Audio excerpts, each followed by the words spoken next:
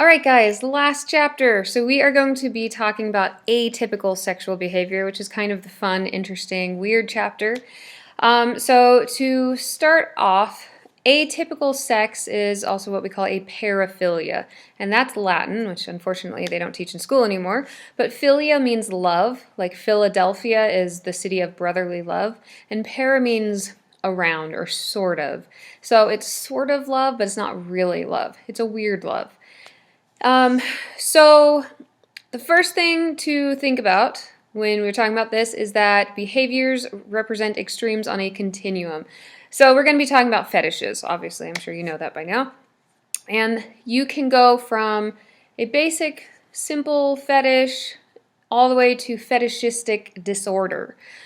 And really the differentiation is how much distress does that cause in your life, how many problems does that cause, and how reliant are you on the fetish for eroticism in your life? Can anything else cause arousal? So there's a lot of things to take into consideration with a fetish and with fetishistic disorder to say whether it is a disorder or if it's a problem or if it's just a normal thing. A lot of people have fetishes, and basically, to define that, a fetish is something that that turns you on. And we use fetish just kind of as a regular thing, like, oh, those sexy high heels, or, you know, that guy's driving a Lamborghini, that turns me on, whatever. But a fetish is more than that.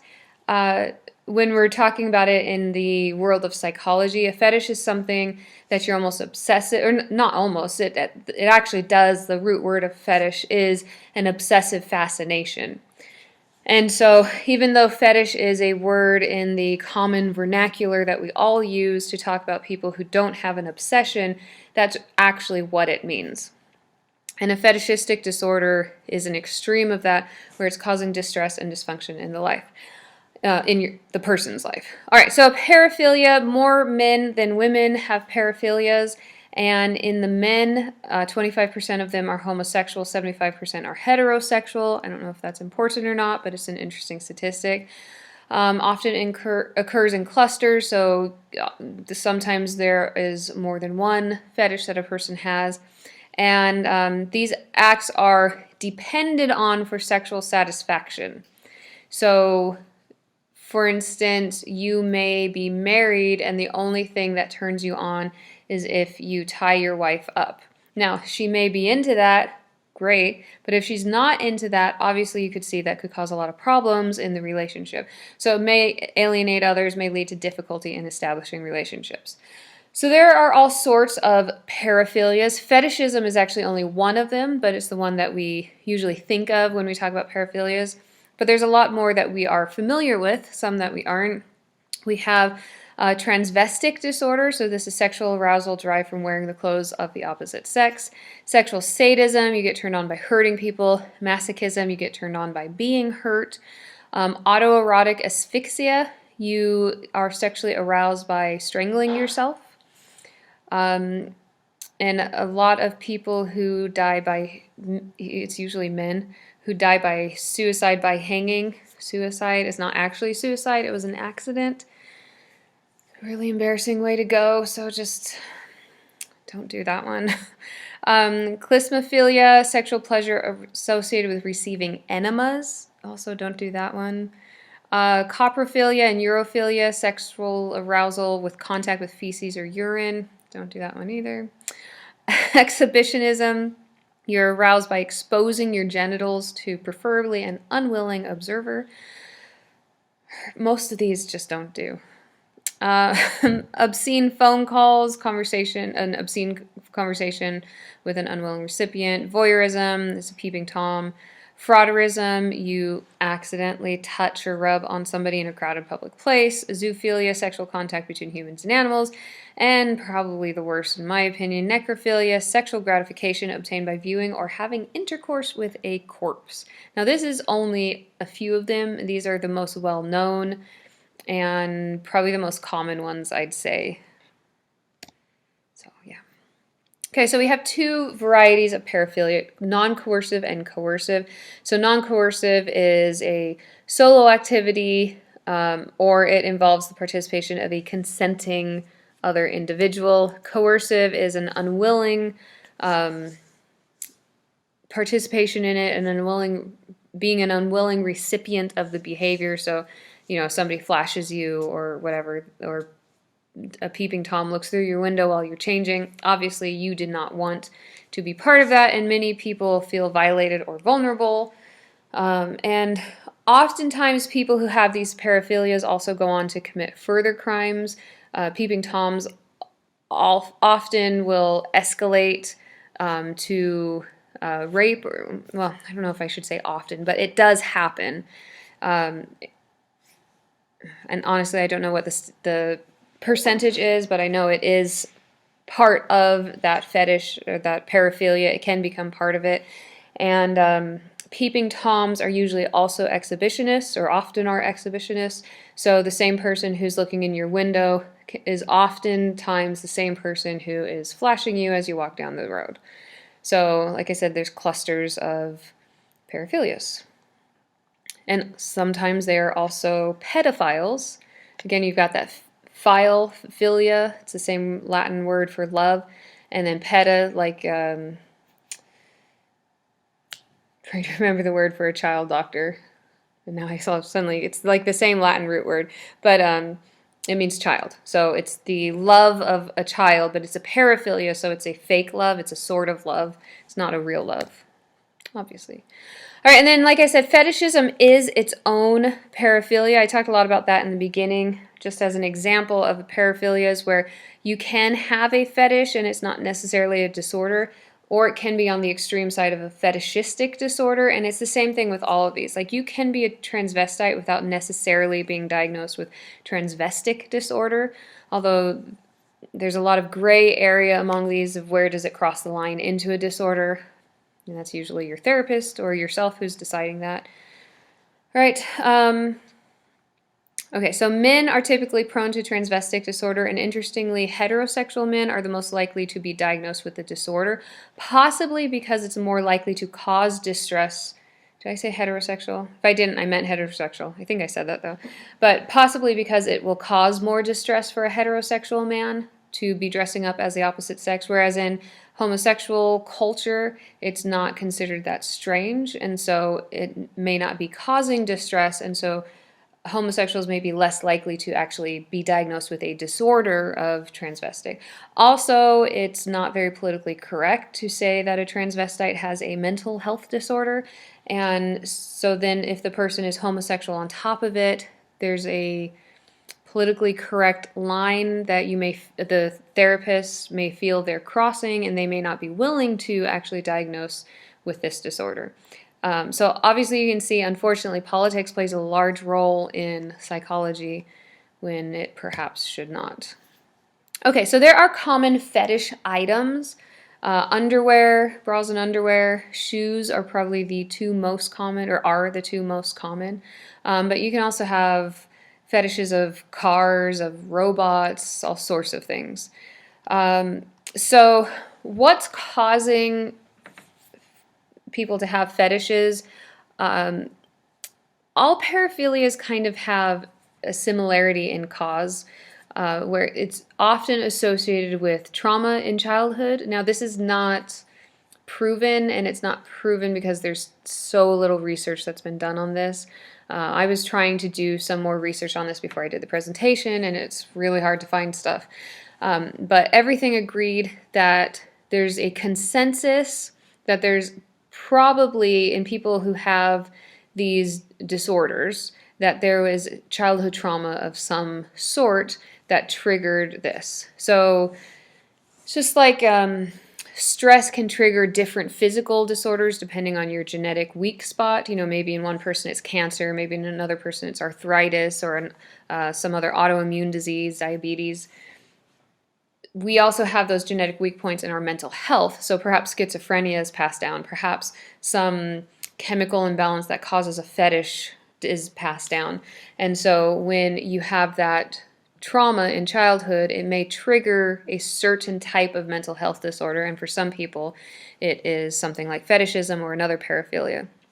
Now, another potential correlation with this is sexual conditioning, which I talked about in an earlier chapter. If you remember the research that was done on the rats, so you had young male virgin rats, obviously never had sex, and they were put in with female rats in heat that had lemon scent on them.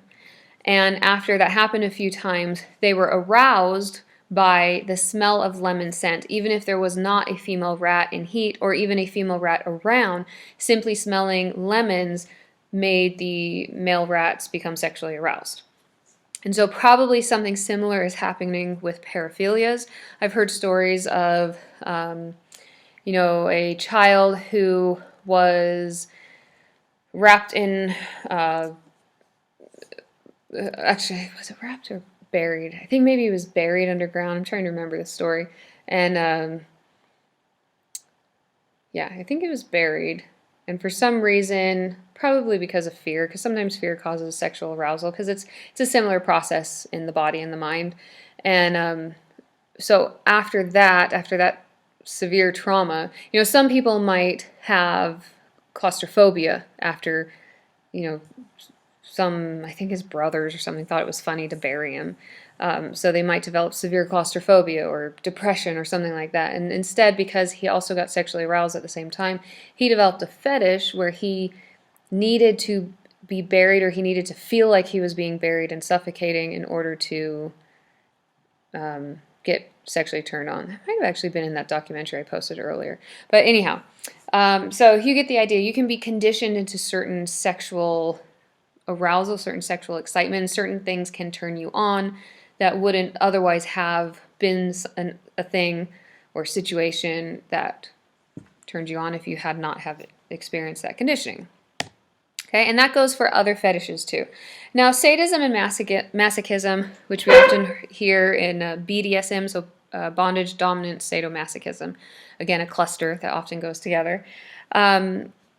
This makes sense in a lot of ways because, at least masochism does, because if you experience pain, just like fear, it releases certain chemicals in your brain that can actually enhance the feeling of pleasure. So that's why like spanking or things like that are often parts of sex, because it does actually increase pleasure. Not in everybody, but in most people.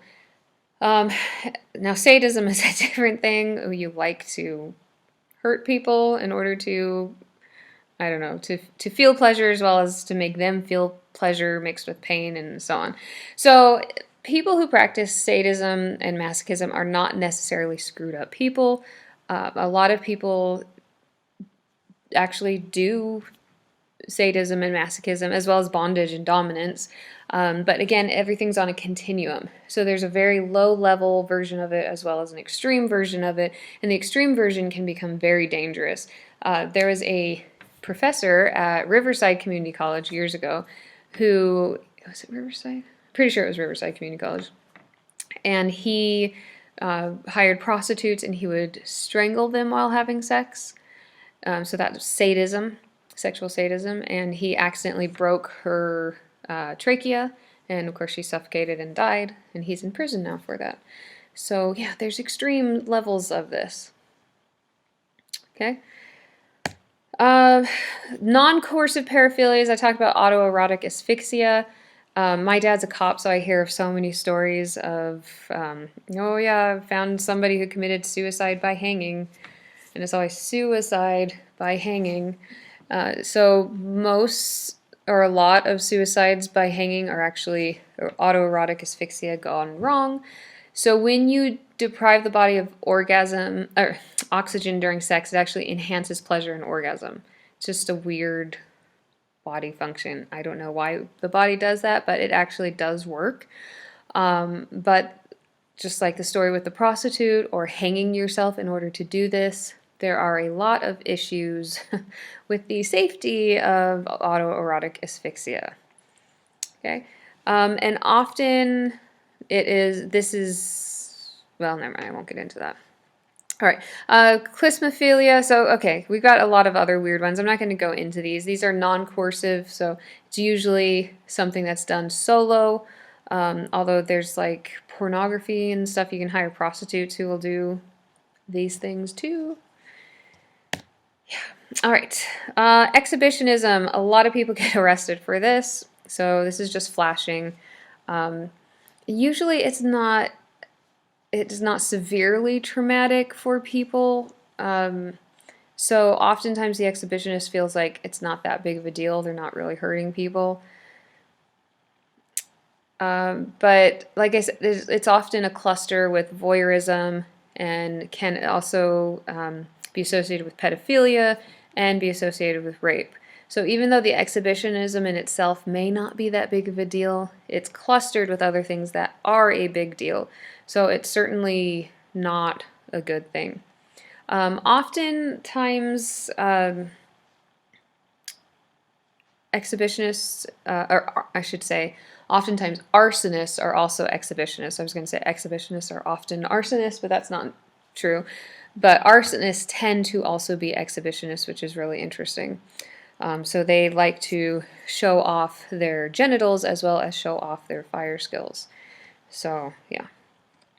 And this is kind of obvious, but I think it's actually kind of good advice. If this happens to you, just ignore it. Because really, if everybody ignored exhibitionists, then like they would do something else with their time. Yeah, but people usually react like horrifically. All right, yeah, so obscene phone calls. We also have obscene DMs nowadays. Voyeurism. So voyeurism is interesting because, let's see, let me see if I'm missing anything. Okay, they like observing others undressing without consent. That's the really cool part of it for them. To qualify as atypical. So it must be preferred in preference to sexual relationships with another person or indulged in with risk in order to be classified as a voyeur. Okay, so sometimes teenagers do this, teenage boys usually, and it's just kind of a curiosity thing. But it's not necessarily a mental health disorder. Okay, so a voyeur who's actually diagnosed with the mental health disorder version of voyeurism, this goes along with it. Okay, so they would rather stare at a woman getting undressed than have sex with a woman getting undressed. Okay, and then also the more risk involved, the better. So a teenage boy does not want to get in trouble for what he's doing, but a voyeur does. Or they want to get very close to being in trouble. The closer to being in trouble, the better. Okay, so that's clustered with it. So one of their characteristics is they often feel inadequate and they lack sociosexual skills. Now, I would say this is true for most of or all of the paraphilias. So there's a lot of mental health issues that come along with what we would call are comorbid with these mental health disorders. So people with paraphilias, they have a hard time engaging in relationships. They have a hard time maintaining relationships. They feel like nobody would like them anyways, and they have very low self-worth. And oftentimes, their paraphilia is a replacement for an actual relationship. Okay, so voyeurs tend to be young men in their early 20s, whereas like transvestite or somebody with transvestistic disorder tends to be an older man. They're more likely to observe strangers than acquaintances, and it's done for sexual gratification or sometimes financial gain. All right, so frauderism, zoophilia, these are other things we've already talked about. Zoophilia is... I don't know, I guess I'm a farmer, so it's particularly disgusting to me having sex with animals. But interestingly enough, there is a movement in our country and other countries to make this legal. That if the animal is willing, and I don't know how you tell that an animal is willing, that it's okay to have sex with and even potentially marry your animal. Now, I don't believe an animal would ever be a willing participant in that. There was actually a student in the biology department years ago who she said she had a horse that was, she believed it was depressed, it was having anxiety, and it was having all of these, suddenly all of this perfect horse, behavioral problems, and wasn't eating and was losing weight. I mean, all these typical signs of depression. And eventually she found out that her husband was having sex with it. So, no, I don't believe animals are willing participants in sex with a human being, ever. And then necrophilia is particularly morbid. It's particularly unhealthy. You can actually get a rash from having sex with dead bodies, which is a rash that you can't get from anything else. There was a woman a few years back who she went into the doctors with this rash, and he recognized it and called the police on her. And when they showed up, she was like, I have no idea what you're talking about. But a couple nights before, I believe it was, she had gone to the branding iron down in San Bernardino, and she danced with this guy and gone home with him.